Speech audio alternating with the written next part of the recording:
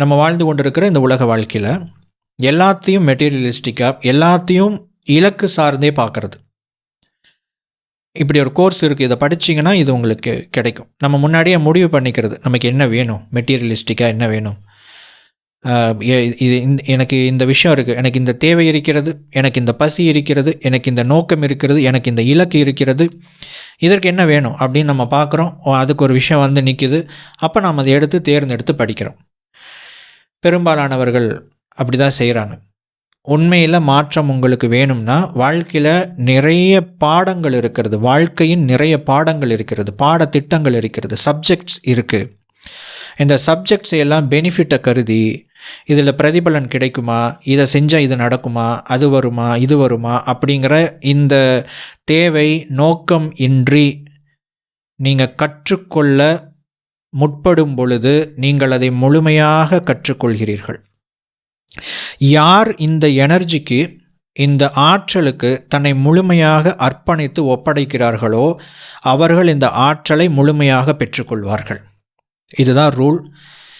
நீங்கள் முழுமையாக பெற்றுக்கொள்ள வேண்டும்.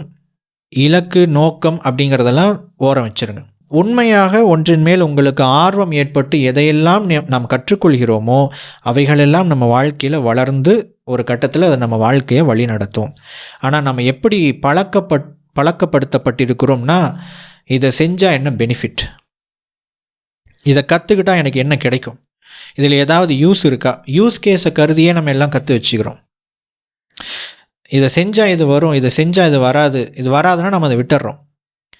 அப்போ நமக்கான தேடல், நமக்கான பாதைன்னு ஒன்று இருக்குது இல்லைங்களா, அதை நாம் கண்டுகொள்வதே கிடையாது. இன்னொரு ரகசியம் உங்களுக்கு சொல்கிறேன். இந்த ஆற்றலை பொறுத்த வரைக்கும், இந்த ஆற்றல் ரீதியான விஷயங்களை பொறுத்த வரைக்கும் இந்த மாதிரியான கலைகளை நீங்கள் முழுமையாக கற்று பயன்படுத்த வேண்டும். அது ஏதோ ஒரு விதத்தில் உங்களுக்கு உங்கள் வாழ்க்கையில் நிச்சயமாக வேலை செய்யும். நீங்கள் அதை வச்சு அம்பானியாக போகிறீங்க நான் சொல்ல வரல, நல்லா புரிஞ்சுக்கோங்க.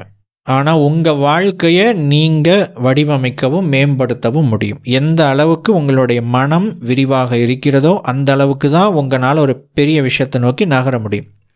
ஆனால் எந்த அளவுக்கு இப்போ விரிஞ்சிருக்கோ அல்லது எந்த அளவுக்கு ஃப்யூச்சரில் உங்கள் மைண்டு விரியுதோ அந்த அளவுக்கு நீங்கள் கற்றுக்கொள்கிற அனைத்தும் சப்போர்ட் பண்ணும். எப்படி கற்றுக்கொள்ள வேண்டும்னா, நான் கொஞ்சம் நேரத்துக்கு முன்னாடி சொல்லிக்கிட்டு இருந்த மாதிரி பெனிஃபிட், பிரதிபலன், இதை கற்றுக்கிட்டால் என்ன வரும், எனக்கு ஒரு தேவை இருக்குது, எனக்கு ஒரு இலக்கு இருக்குது, இதை செய்கிறதுக்கு இதை கற்றுக்கணும் அதை கற்றுக்கணும்னு செலக்டிவாக நம்ம லேர்ன் பண்ணுறோம். கோல் ஓரியன்டாக நம்ம லேர்ன் பண்ணுறோம், ஃபோக்கஸ்டாக நம்ம லேர்ன் பண்ணுறோம். அதை அவாய்ட் பண்ணுங்கள். நேச்சுரலாக இயல்பாக நீங்கள் இதோட அட்டாச் ஆகணும். அப்படி நீங்கள் கற்றுக்கொள்ளும் பொழுது அந்த கலை உங்களுக்குள் உள்வாங்கப்படும். நீங்கள் அதை தேர்ந்தெடுக்கக்கூடாது, அது உங்களை தேர்ந்தெடுக்கணும். நீங்கள் இதை கற்றுக்கொள்ளக்கூடாது, அது உங்களுக்குள்ளே இறங்கணும். இந்த ஆற்றலை பொறுத்த வரைக்கும் நீங்கள் கையாள முற்படக்கூடாது. அந்த ஆற்றல் உங்கள் மூலமாக வெளிப்பட அதை நினைக்க வேண்டும். நீங்கள் ஓப்பன் மைண்டடாக இருந்தால் அது நடக்கும். இதுதான் சீக்ரெட். நிறைய பேர் தேவை கருதி, நோக்கம் கருதி இறங்கி நிறைய விஷயங்கள் லேர்ன் பண்ணிக்குவாங்க, பட் செய்ய மாட்டாங்க. ஏதோ ஒரு பிளாக் அங்கேயே இதாகிட்டே போகும். அதுக்கு காரணம் இதுதான். ஸோ இது எல்லாம் இந்த மைண்ட் ரிலேட்டடான பிளாக் எல்லாம் ரிமூவ் பண்ணிவிட்டு திறந்த மனதுடன், எதுக்காக இந்த பயிற்சி வகுப்பில் கற்றுக்கிறீங்க, எதற்காக இதெல்லாம் ப்ராக்டிஸ் பண்ணுறீங்க, எதுக்காகவும் இல்லை அப்படின்னு எம்டி ஆகிடுங்க. அது என்ன செய்யணுமோ அது அந்த ஆற்றலானது தன்னுடைய வேலையை சரியாக செய்துவிடும்.